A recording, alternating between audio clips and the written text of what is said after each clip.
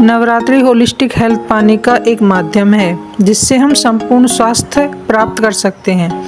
Holistic health यानी हम में से एक दो नहीं बल्कि सभी तन मन भावना और आध्यात्मिक रूप से स्वस्थ रहें। हमारे सनातनी आचार्यों ने होलिस्टिक हेल्थ पाने के उद्देश्य से ही नवरात्रि पर्व बनाया। भारतीय ऋषियों के द्वारा नवरात्र को हम सबकी जिंदगी का हिस्सा बनाने का उद्देश्य कुछ और ही था। आज हम अपनी बुनियादी मूल्यों को खोते जा रहे हैं। आइए हम फिर से अपनी सनातन संस्कृति के मूल्यों को फिर से स्थापित करने की एक प्यारी सी कोशिश करते हैं और अपनी संस्कृति की वैज्ञानिकता और आध्यात्मिकता को जानने के लिए इनके उद्देश्यों को जानते हैं। नवरात्रि वर्ष में कितने बार आती है? तो नवरात्रि वर्ष में 4 बार आते हैं। हिंदू संस्कृति के मूल्यों को जानने के लिए उसकी जड़ों में जाएं, तभी आप संस्कृति को गहराई से जान सकते हैं। यदि आपको हमारा ये प्रयास पसंद आ रहा हो तो हमारी वीडियो को लाइक करें, अपने दोस्तों के साथ शेयर करें, चैनल को सब्सक्राइब कर बेल आइकन को प्रेस करें ताकि हिंदू संस्कृति से जुड़ी ऐसी ही नई जानकारियाँ आपको मिलती रहें और अपनी संस्कृति पर गर्व करने का एक मौका मिलता रहे। हमारा यह प्रयास आपको कैसा लगा कमेंट करके ज़रूर बताएं। जय माता दी। पहले नवरात्रि चैत्र नवरात्र या वासंतिक नवरात्र होते हैं। इन नवरात्रों से हिंदू नववर्ष यानी विक्रम संवत का आरंभ माना जाता है। गुप्त नवरात्रि या आषाढ़ी नवरात्रि, जैसा कि आप नाम से ही समझ सकते हैं, इन नवरात्रों में साधक तांत्रिक शक्तियां पाने के लिए गुप्त साधना करते हैं। ये नवरात्रि ग्रस्त को नहीं करनी चाहिए क्योंकि कभी कभी छोटी सी गलती भी आपके पारिवारिक, शारीरिक और मानसिक असंतुलन का कारण बन सकती है। इन गुप्त नवरात्रियों को किसी गुरु की देखरेख में ही संपन्न करना चाहिए। तीसरे नवरात्रि शारदीय नवरात्रि या क्वार या अश्विन माह में आते हैं। ये नवरात्र सबसे ज़्यादा प्रसिद्ध हैं क्योंकि इनका समापन दशहरा पर्व के साथ होता है। चौथे गुप्त नवरात्र या माघ नवरात्र, ये नवरात्र भी गुप्त साधनाओं के लिए किए जाते हैं। ये भी गृहस्थ लोगों को नहीं करने चाहिए। यदि कोई साधना करने का इच्छुक हो उन्हें ये नवरात्र एक अच्छे गुरु के संरक्षण में ही करने चाहिए। गृहस्थ लोगों के लिए विशेष रूप से चैत्र नवरात्र और शारदीय नवरात्र पर्व मनाने को ही प्राथमिकता दी गई है। बाकी 2 नवरात्र उनके लिए हैं जो या तो गृहस्थ जीवन को जी चुके हैं या फिर संन्यास धारण कर चुके हैं।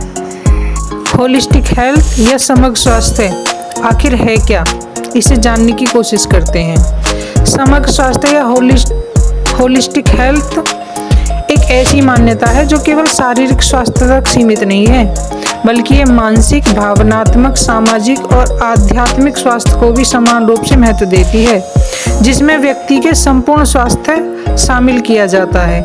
हिंदू संस्कृति में नवरात्रि केवल एक धार्मिक उत्सव नहीं है बल्कि यह एक होलिस्टिक हेल्थ को प्राप्त करने की एक वैज्ञानिक और आध्यात्मिक प्रक्रिया भी है। हमारे ऋषि मुनियों ने नवरात्रियों को हमारी दिनचर्या में इस तरह शामिल किया कि यह शारीरिक, मानसिक, भावनात्मक, सामाजिक और आध्यात्मिक स्वास्थ्य को संतुलित करने में सहायक हो। नवरात्रि में होलिस्टिक हेल्थ कैसे पाएं, आइए जानते हैं। नवरात्रि में उपवास रखने की परंपरा है जो शरीर के विषाक्त पदार्थों यानी टॉक्सिन को मुक्त करने में और पाचन तंत्र को आराम देने का प्राकृतिक तरीका है। इस मौसम में बदलाव आते हैं। चैत में बसंत से गर्मी और शारदीय में वर्षा से शरद ऋतु आती है, जिससे शरीर को नई ऊर्जा के साथ अनुकूलन करने की क्षमता मिलती है। फल, सब्जियां, साबूदाना, हल्के भोजन लेने से शरीर शुद्ध होता है और इम्यूनिटी बढ़ती है। नवरात्रि के दौरान ध्यान, मेडिटेशन और मंत्र जाप करने से मानसिक शांति मिलती है।